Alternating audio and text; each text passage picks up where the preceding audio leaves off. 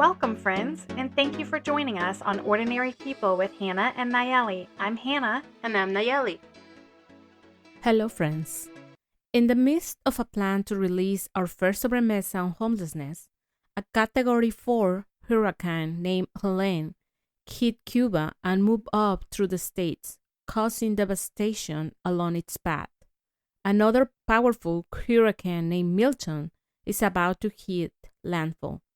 Humanitarian aid is desperately needed for those areas that were hit hardest by the storm. At least 200 deaths have been reported so far in the states alone. As we watch the suffering in our neighboring states of North Carolina and Tennessee, we feel it's important to dedicate this week to focusing on how anyone can help in this humanitarian crisis and similar crises around the world. You know, Hannah, I have been blessed to never experience firsthand the frightening situation of being trapped in the midst of a hurricane. But in October 2023, Hurricane Otis made a devastating landfall near Acapulco as a Category 5 hurricane. This was the first Pacific hurricane to make landfall as a Category 5. Part of my family have lived in Acapulco for many decades, and they have never experienced anything like that. So even they never got evacuations notice. They were not expecting this kind of destruction near to them. They have experienced storms in the past, but never of this impact. Otis brought very powerful winds, damaged several of the buildings in the city. They have many landslides and flooding result from the heavy rain. Communications were heavily cut, and initially the impact of the hurricane was largely unknown. It was hours before we knew what was happening there. In the aftermath, the city ended up with no drinking water, and most residents were without power for weeks. Imagine having hospitals without power, having people who needed medical equipment without power, no refrigeration, so there was no food, there was no access to water. It was a very dangerous situation. I don't know if anyone is familiar with Acapulco, but Acapulco has just one main road access. You have to go through the mountains to actually go down to the port where is the ocean. Okay. So the main road was completely destroyed, and the airport suffered major damages. So the help couldn't reach them. That was... Yeah, this sounds really similar to what I'm hearing is going on in North Carolina and Tennessee, because that's the Appalachian Mountains. So I heard someone on the news describe something very similar to what you're talking about, Nayeli, is that it's not like a grid system in the suburbs where if one street is blocked, you can go down the next street. If one street is blocked or there's a landslide, it's very dangerous. You can only get there, using helicopter or other means. Exactly. So even as a families, we were miles and miles away. So in the area where we were, there was no damages, so we could help them. We thought if we coordinate, if we get things together, if we send them money, we can help them. But the thing was, there was no way to send money because the banks were not open there. The ATMs were not working, so they couldn't get that money. And even if they had money, there was nothing to buy there. There was no goods. And also we couldn't send anything because the main road was completely blocked. I'm very grateful for the work that the Mexican Army and the non-governmental agencies did over there, because they coordinated a mission rescue. That was the thing. Flying helicopters there, flying people out to try to take them to hospitals, people who require medical attention, bringing in water, bringing in supplies just to keep them alive a few more days until they could clear the road. But it took months to clear the road. And what makes me even more worry about the situation is this year, Acapulco and many other towns were struck again by the most recent hurricanes. And it makes me wonder if we are any better prepared to affront the humanitarian crisis that is being presented to us? I mean, I have a little bit of experience, not directly, but similar to you. I have family in Louisiana who, in the Baton Rouge area, so not on the coastline, was flooded in 2016.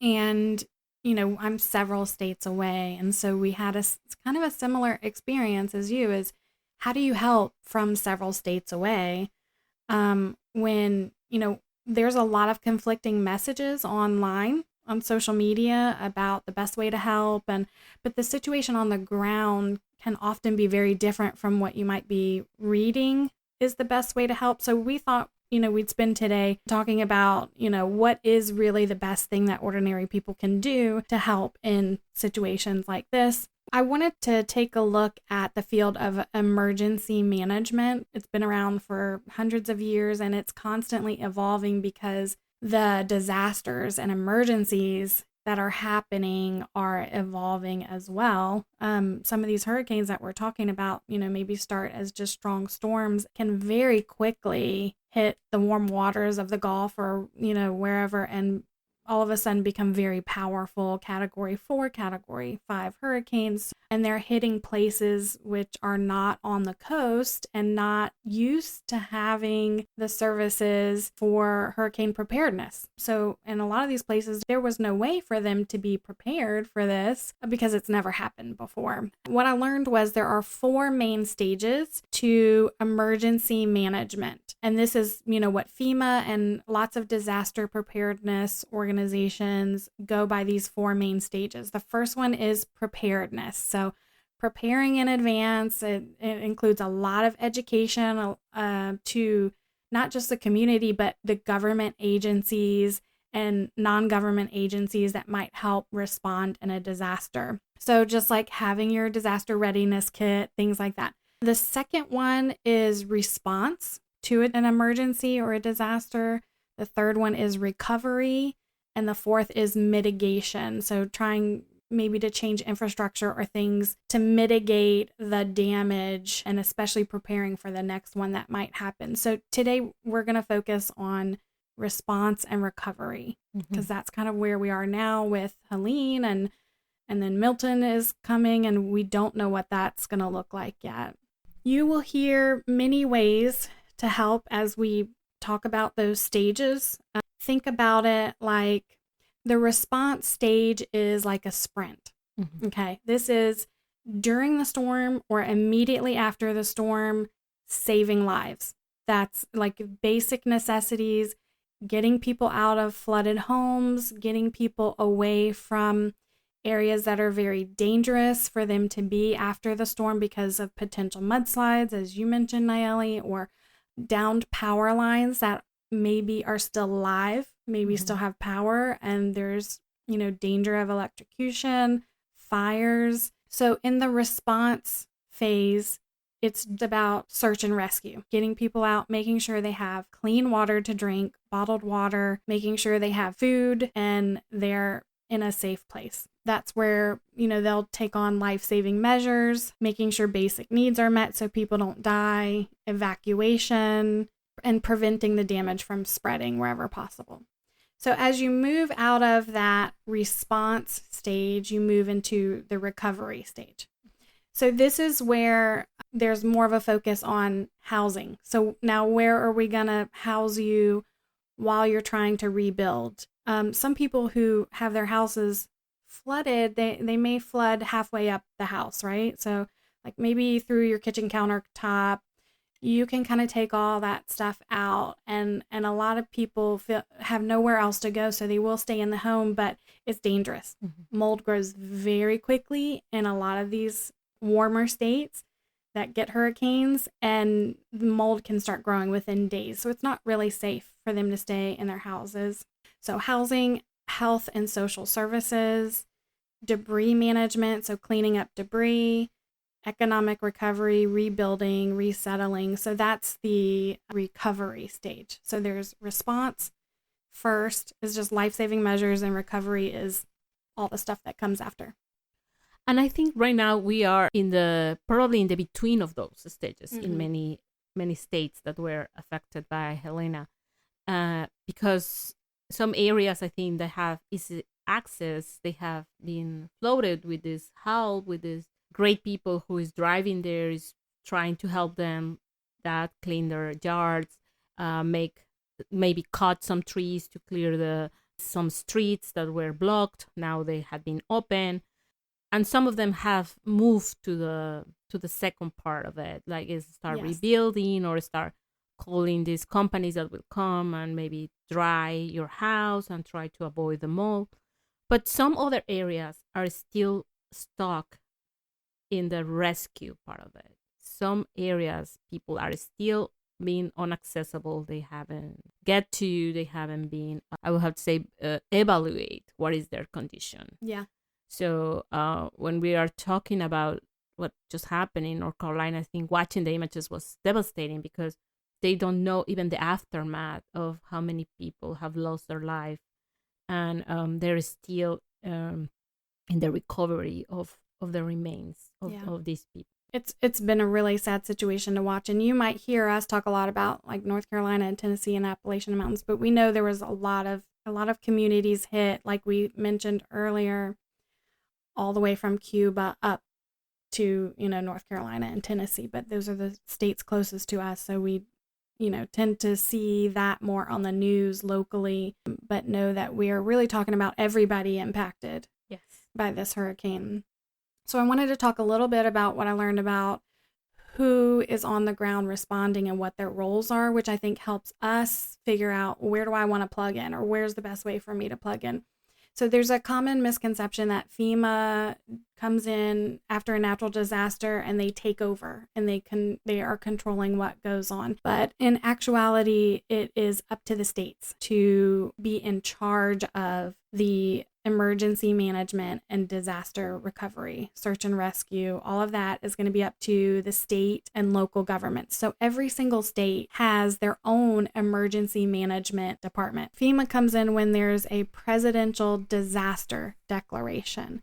And what they do is think of them more as a coordinator. Now, they do have search and rescue division, and they have a lot of resources and access to lots of partnerships and everything, but think of FEMA more as like a coordinator assisting the state governors and state and local agencies in their response and getting federal assistance. So they do a lot of assisting with paperwork to file requests for federal funding. They do, they have people that go door to door, or, in this situation, to the shelters and help people sign up for emergency FEMA money. And then they follow people affected by the storm and help you apply for more money later on. Like if you potentially will need a FEMA trailer because your house is devastated, but you want to stay close to your property to rebuild, they'll help you apply for the FEMA trailers. If, it depends on the storm, right? Everyone is different. None of them hit exactly the same way or need the exact same requirements. But I would hope and imagine this situation seems so bad that FEMA trailers will come for those people who have lost their homes. Think of FEMA more as a coordinator of federal assistance. They're not the National Guard.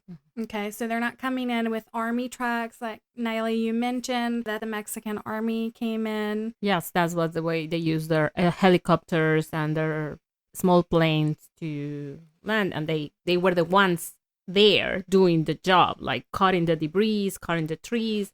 They were actually active in the rescue. Right. So they're similar to here. There will be a lot of other agencies like the National Guard, local military branches, anyone that can work together with the state governors and FEMA to get deployed into the area. It's really a collaboration. FEMA's not doing all of it. So like we have seen the National Guard and military from Fort Liberty respond in North Carolina. Lot of coordination that has to happen to help in these disasters. I wanted to move on and really start to talk about how can we help.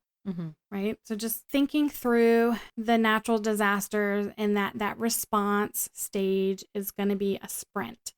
It's a sprint to save lives and to prevent more lives from being lost. But then there's going to be a marathon of recovery that happens after that. So there is so much need there, and it's not just in the first week or two. And so I wanted to talk about how maybe we could help in each stage, and proximity is very important here. we went to the Peace Builders Conference, and Yes. we talked about proximate peace builders. So your proximity to the disaster really affects how you can help and the best way to help. So if you are in the affected area of the disaster, the best way that you can help is keeping an eye on some of your more vulnerable neighbors that you're aware of. Maybe, Mr. Johnson down the street lives alone. He has an oxygen tank that requires power. So just making sure that when you interact with local emergency personnel, you're notifying them, hey, have you seen Mr. Johnson? He has an oxygen tank. He needs power. When you're in the affected area, it's very difficult because you're impacted too. In your community, probably you know better. You know your neighbors, you know what is required.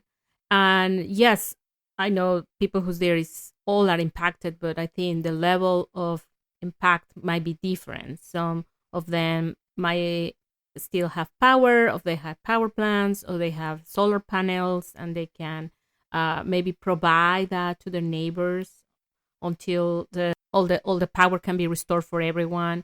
Maybe if you have a good amount of food that can be shared with others without affecting your family, that's really maybe a good time if you have access to that. Like if you have clean water, and you can share with others, I think that's a very effective way. I think everybody was impacted different because everybody was prepared different, and also the needs, as you say, might be couldn't go out to the stores. They didn't have a car, or they didn't have the money, or they didn't know, or by the time they knew, it was too late. Right. And in this situation, when we're in that emergency response phase, where it's possible that phones are not working. And so maybe, I'm just using a Mr. Johnson as an example. Maybe Mr. Johnson's family cannot call and check on him or tell emergency personnel, and that message cannot get up the chain to where it needs to go. So when you're in the closest proximity of that disaster, there's a lot that you can do to help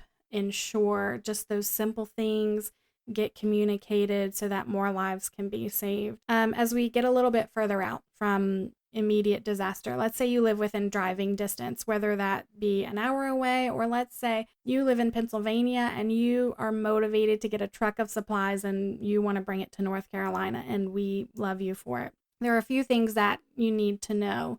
Do not just deploy yourself, take charge with no experience at all, no connection to the community. They describe it sort of like, how there's a fire lane in front of every school or every building here in the U.S. I don't know, do you guys have fire lanes in Mexico? No, we don't. Okay.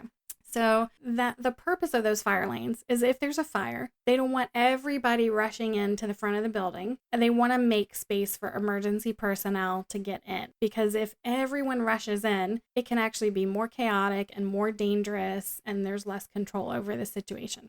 So this does not mean they don't want your help.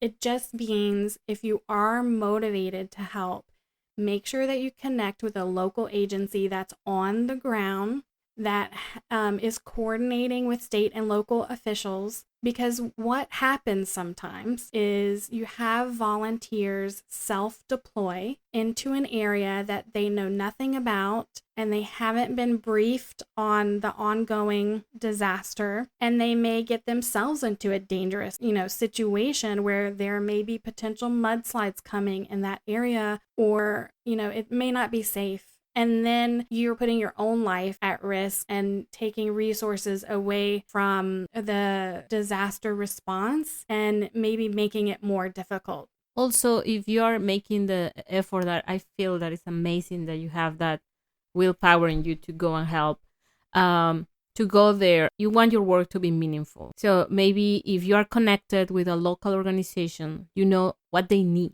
Many times we say like, oh, I'm going to send this, but is that what the people there need?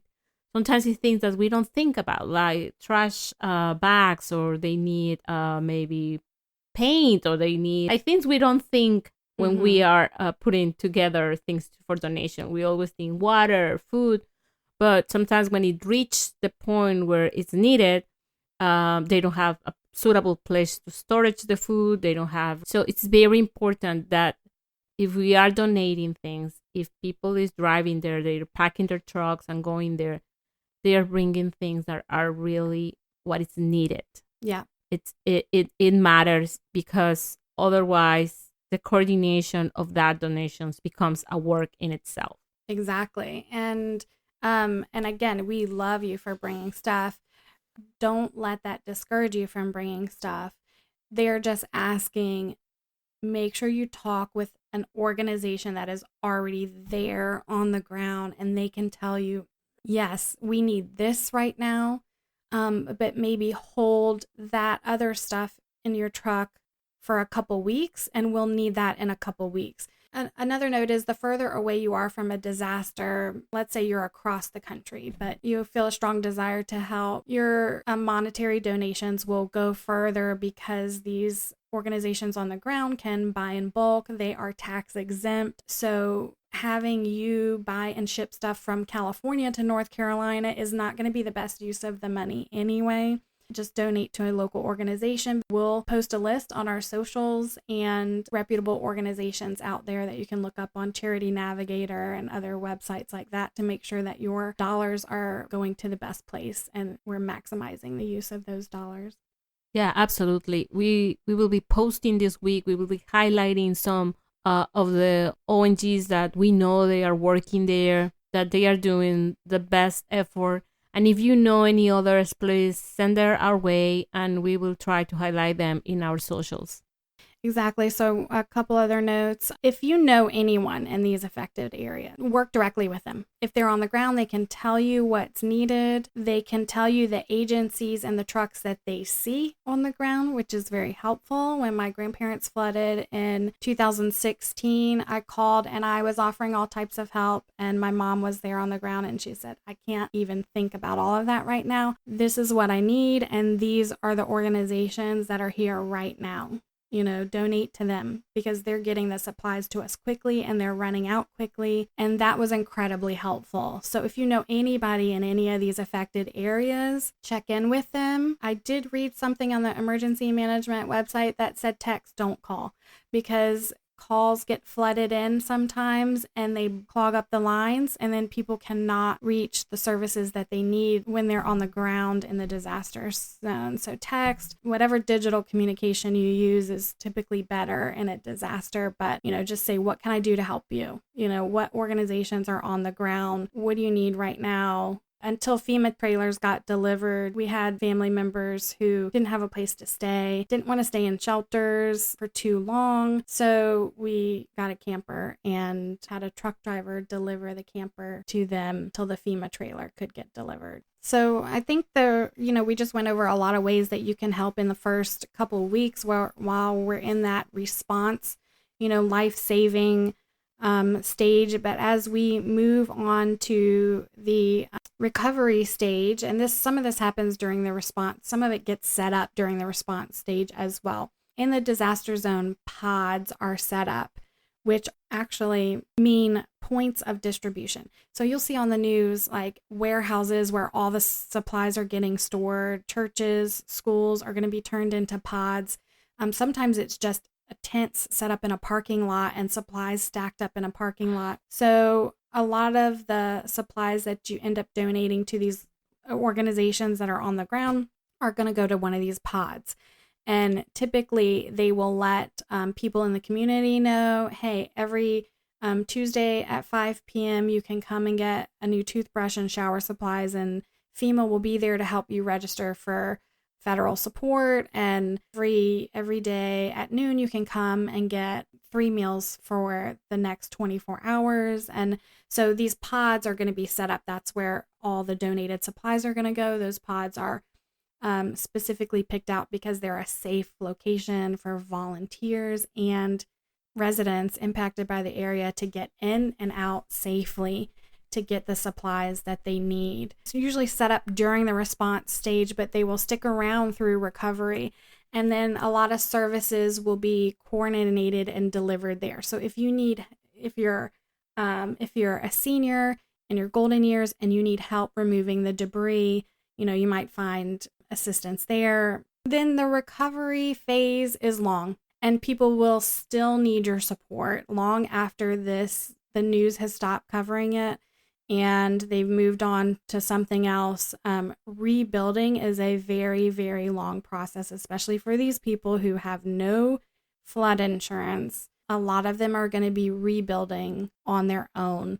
So they will need pretty much anything that you can think of in terms of supplies and money, support, new appliances. One thing that's very interesting is my grandma lost a lot of her family pictures. Thankfully, she had several of them in like plastic totes high up, but there were some that were like in like around the house, you know, pictures of her parents and her old black and white photos that just, you know, a lot of them got destroyed with water.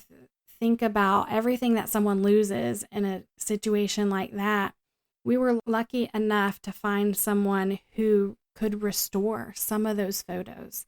Not all of them, but a professional photographer who was like dedicated to restoring photos that had been damaged. And so there are so many ways that you can help. Just think through what you can personally do, what your skills are, and what everything that someone loses in a disaster like this and how you could help. And even if you have no money to give, because many times that's in the position we are at some point in our lives. We say, I would love to help. I would love to send donations. I would love to send money, but I'm not in that position. But there is always something you can do. You can, as Hannah say, reach out if you know people in the area. Reach out, make them know that you're thinking of them, that you are aware of their situation. And sometimes that helps because they feel forgotten. They feel that nobody is paying attention. But if you have someone there, please reach out to them. And if you don't know anyone there, even we can use the power of social media. You can go to your social media and look for organizations that are doing the job and just forward their posts so they can reach to someone else that maybe they have the means to help.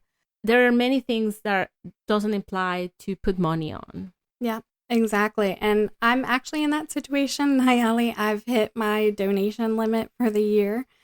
I have been feeling a little guilty that I can't send money to North Carolina and Tennessee, which are, you know, closest to us, and have contact with someone in South Carolina. Her community has been devastated by the storm. What I've been learning is that there are national organizations like the Red Cross and other organizations that are going to be deploying trucks from other states and into those disaster zones. So what you can do is sign up to volunteer locally, help pack trucks. You know, you can volunteer your time to just help pack boxes and buckets of supplies that are going to be delivered. You can donate blood. There are things that we can do locally if we don't have the money to donate. So I would just encourage you to look it up in your area. If you're feeling driven and you're like, man, I really want to help, but I can't donate money right now, and I am far away. I believe there is some organization out there that, you know, we'll try to find some and put links in our socials, but you're not alone in feeling that way. Sometimes hands are needed, you know? Yes, definitely. Always. I mean, these storms were devastating. We're still expecting the aftermath of Milton as we are recording this episode. Also, we can start working on getting ready on the first part, you say, like being prepared, because this is going to be recurrent. We know this happens all the time. And many times we live in areas that we feel like this never happened here. This has never happened here. Yeah, we're safe. We don't need to prepare for a hurricane. Exactly. But maybe later in our season, we might include an episode on how we can prepare for this, because that's also part or being a humanitarian, because the more prepared you are, the better you can serve your community. Yeah, exactly. Yes, friends. So I think that will be it for this episode. We are here to try to help. We are also trying to spread awareness and also trying to spread kindness. So we are also here to really recognize all the work that everybody's doing out there. We have seen the pictures. We have seen the people out there helping neighbors, helping their community. And it's very moving. We are really moved by it. And that's why we decided to make a stop in our season and do this. Please keep up with our socials. We will put in there a list of organizations you can donate to or you can volunteer to. And hopefully we will recover from this and we will be more prepared as humans to help each other in the next one. We appreciate you all so much, and we appreciate your time, and we're so thankful that you join us, and we're very excited about just building a community where we can do this together. Subscribe to the podcast on your favorite podcasting app so you are notified when new episodes drop. You can support our podcast by subscribing on Patreon at patreon.com/Ordinary People with Hannah and Nayeli.